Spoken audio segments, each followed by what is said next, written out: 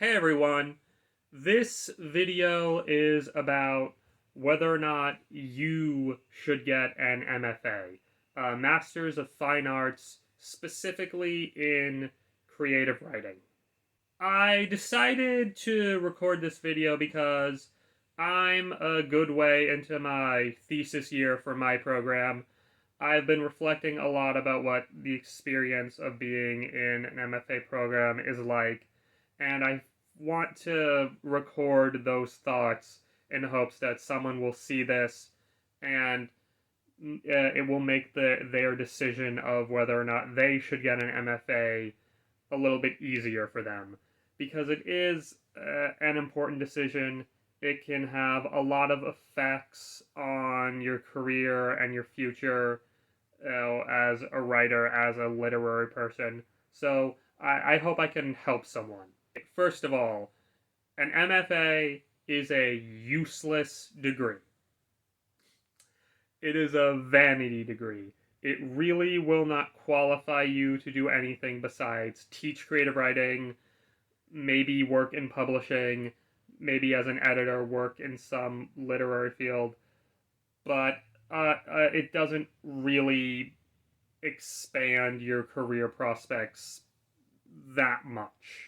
In fact, most of the, not most of, but a lot of the people in my MFA program were older people, middle aged, maybe like in their 50s or 60s, who were just kind of pursuing the MFA as a way of personal fulfillment, who were pretty settled and comfortable in their careers, and they just wanted to kind of improve their writing for its own sake. Some of the younger people in the program, my age, they were there because, like me, they hoped it would help them on their way to become professional writers or help them in the careers in academia. It'll, or to just kind of be a part of the writing community. That is really a big part of being in the MFA. Often MFA programs have literary magazines attached to them, and the students are the readers, the editors of the program, and that helps you, participate in the community. It will help you bond with your other writers, and those writers, your fellow students, they'll be connections for you that will help you in your career as a writer. The program does provide some practical experience. There was one course that was very popular in my program called Literary Editing and Publishing, where you just learn what goes into publishing and editing literary magazines, publishing as a business. And that was one of the most interesting courses I took. We had a lot of discussions about the business aspect of being a writer, the business aspect of publishing. That kind of like demystifies and removes a little bit of the magic from being a writer, but it is very useful advice. You learn about, how to, how a literary magazine works, where, what you should do to make your work publishable. And we even learned about the history of MFA programs. They were started during the Cold War or they were promoted by the US government as a way to sort of improve America's culture, create more writers so that America could compete culturally with the Soviet Union. So that's kind of interesting. It is sort of a little bit, maybe a little sketchy to learn that the program you joined to help you improve your passion for writing, was started as part of a government plot, but whatever. And one topic of discussion that came up was that one thing that MFA programs do is create more teachers for MFA programs. So the whole system kind of exists just to perpetuate itself, and that is something to consider, which is are you going to invest, 2 or 3 years of your life in a program just to be a part of it, just to help it sustain itself? You know, that's not to say that you don't learn how to be a better writer. I certainly did. So I asked my writing professor my senior year of college, do you necessarily need an MFA to be a professional writer? And he said, not necessarily. There are two reasons most people get MFAs or join MFA programs, which is to be a teacher, like I said earlier, or so that you have an extended period of time where you can just focus on writing. That second reason, having an extended period of time to just focus on writing, that was the primary reason I joined. I started writing in my undergrad program thinking that by the time I graduated, got my bachelor's degree, I would have finished a publishable novel, and that was completely not true. I had maybe at most 50 or 60 pages written because I had other classes. I was an English major and a sociology minor. I had a lot of reading to do and a lot of essays to write. So a lot of my creative energy that could have been used for fiction writing got used up. So when I heard that, I decided, yes, this is for me. And I was planning that that novel would be written during my MFA program. And I'm really in the process of doing that. I have made significant progress with the novel. I wrote a full, almost 300-page first draft of it that I finished earlier this year. Now I'm working on the second draft. The first 100 pages or so of that second draft will be my thesis. And one very tangible effect that the MFA program had on me was that it helped me develop good habits as a writer. I, in undergrad, I didn't write every day. I would maybe write 2, at most 3 days out of the week. I would write 200 or 300 words a day, which is not even a page. And, in my second semester of my MFA program, I had a meeting with my professor, who is now my advisor, who, we sat down and we talked about how to create a routine as a writer.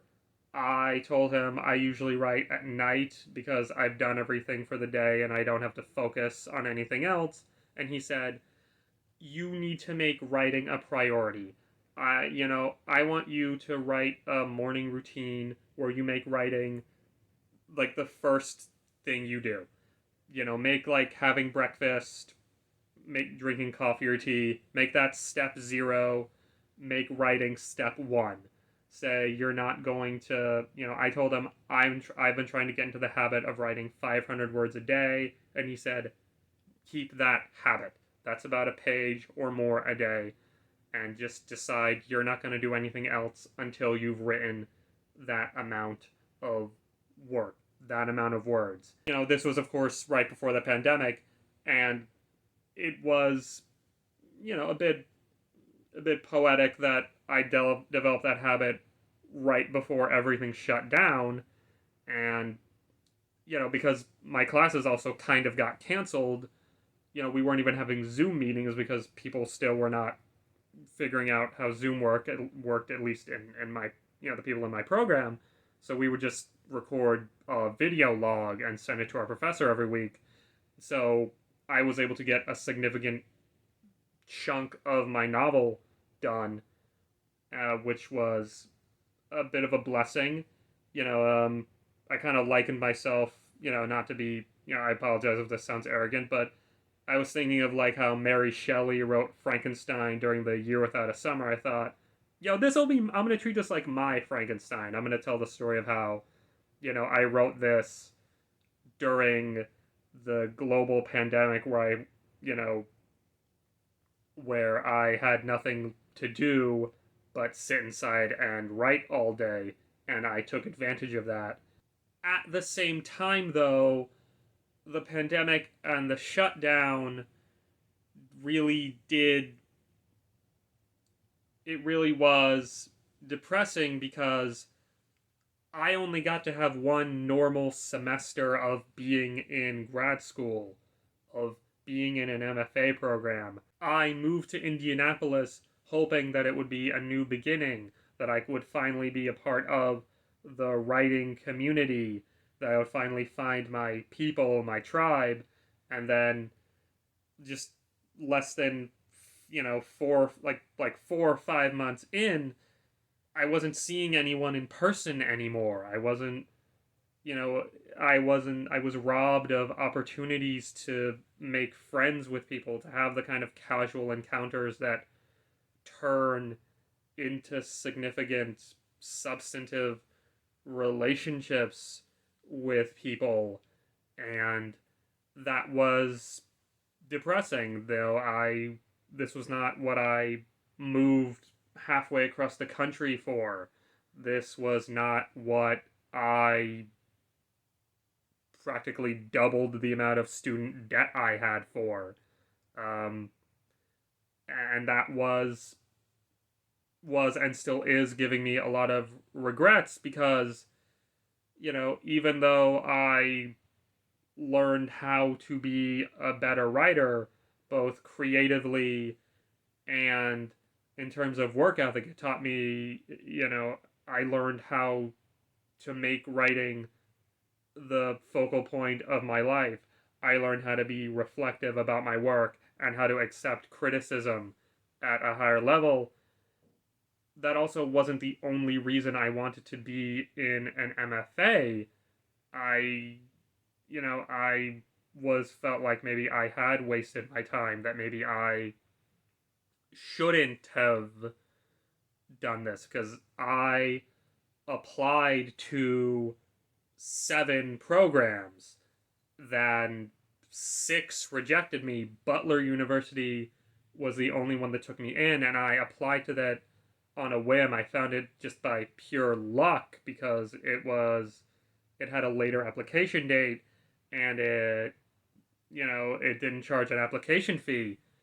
After I got accepted, I started thinking, well, maybe I shouldn't do this. Maybe the fact that I applied to 6 other programs and they all rejected me, maybe I should have taken that as a sign to hold off for a while or just try to do something else.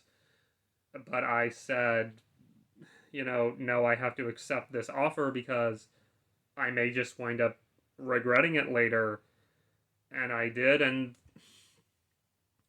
But even though the experience had some very significant positives, I'm not, it's still not clear if it was worth it. And I'm starting to doubt if was writing the right path for me. Should I have tried to do something else? Should I have applied to get a master's of library science?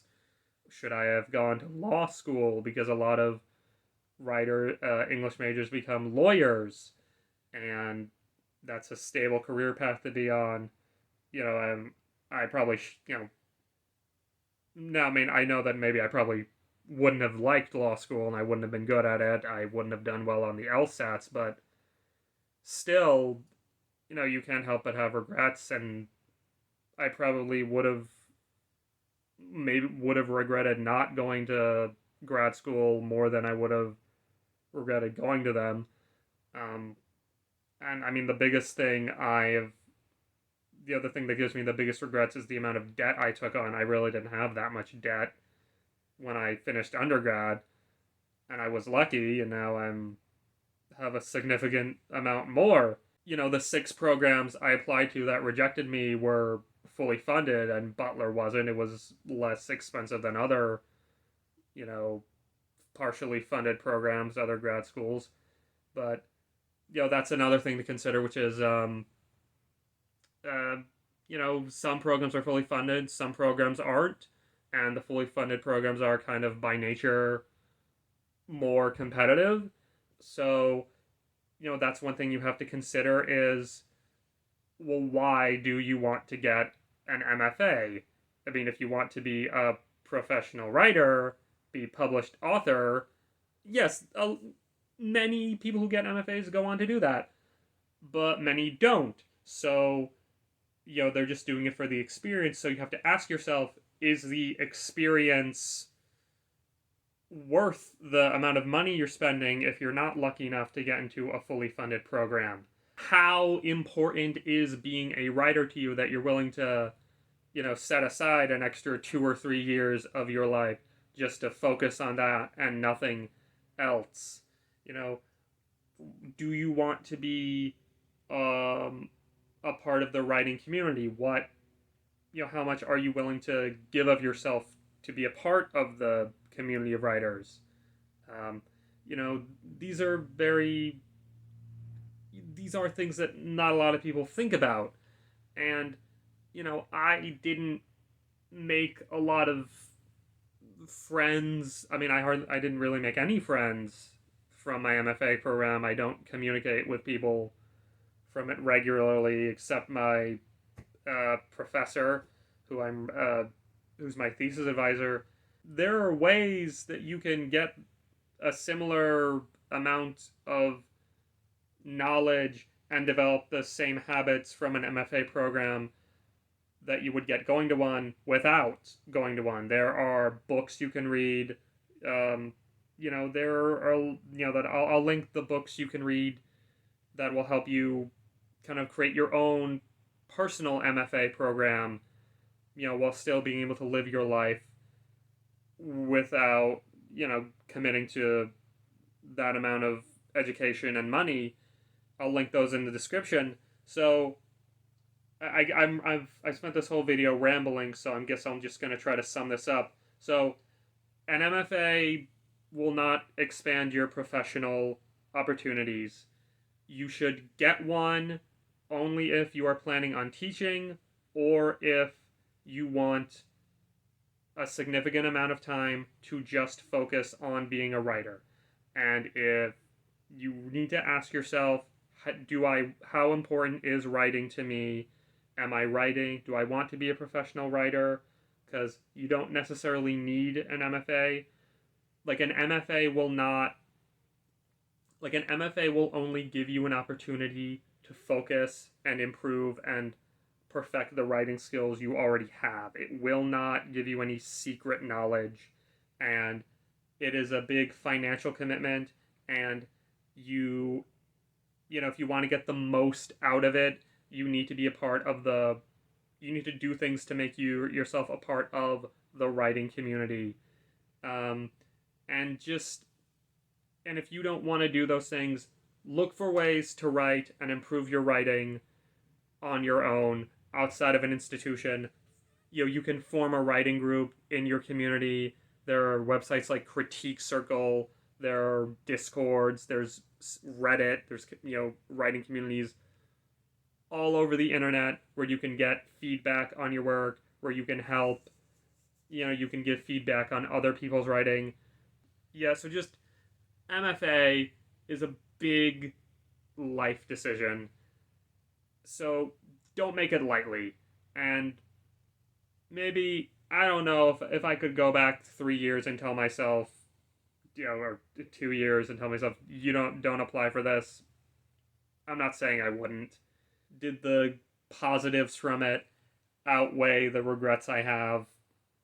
I'm not really sure. Maybe I am just going to keep writing my novel. Because I'm going to keep writing it because I started it and I need to see it finished. And if it never gets published and I never make, $10 million off of it, then I guess I can be okay with that. But, I joined an MFA program because I wanted to be a professional writer, and I hope it would give me an opportunity to develop the skills to get good enough to be a professional writer. And I don't know and I haven't gotten there yet. I don't know if I ever will. So I can't really say if I regret it fully, but yeah, please, watch this video, share it with your friends, like and subscribe, and if you're considering an MFA, just try to find people who have been in one, ask them their experience, ask professors, teachers, and, just think about how important being a writer is to you. So that's kind of it. Have a good day. Bye.